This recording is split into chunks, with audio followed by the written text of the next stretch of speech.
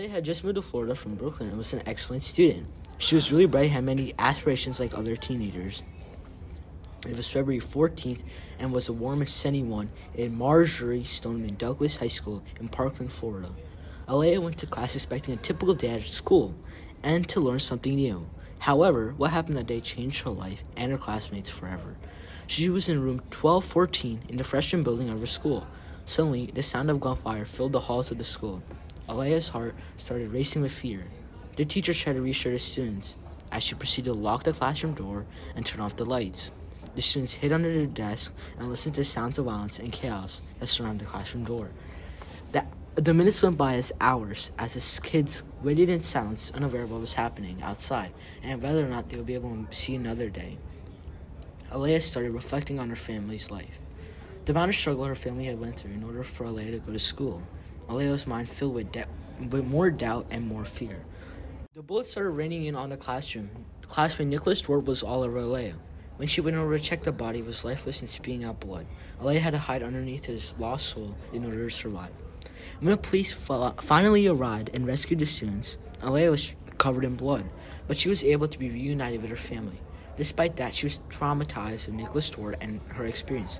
Nicholas was a young and bright and athletic kid, and he had chances of being an Olympic swimmer. However, that chance had been taken away from him.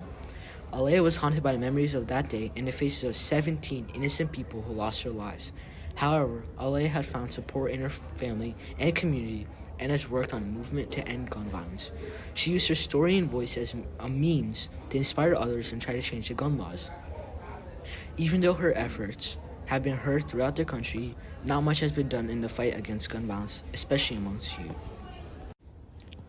Gun violence is a recurring issue in the U.S. and needs to be handled. It is so bad to the point that even children are affected. They also become victims to these atrocities. Involving children with this violence is not right. According to the Center of Disease Control, or the CDC, there have been 3,597 deaths of the youth, ages 1 through 18, in 2021. Gun violence became the number one cause of death in American children, even surpassing vehicle crashes. Gun violence homicides in the youth has increased by over 73% since 2018. Gun violence involving suicides is an issue as well, and is responsible for 1,078 deaths in the youth, which is nearly 30%. Gun violence in the youth is an imperative issue, and we must take action to escape this gun era, as termed and quoted by the New York Times. Fortunately, people are already taking measures to help fight against this matter, and so could you. Your participation or donation would be greatly beneficial to both the youth and other people working to help solve these monstrosities. Donating to the Sandy Hook Promise is one of many things you can do. The mission of the Sandy Hook Promise is to prevent any type of violence that affects youth in their lives. The Sandy Hook Promise has prevented more than 100 violent acts related to youth. They've also saved close to 400 lives.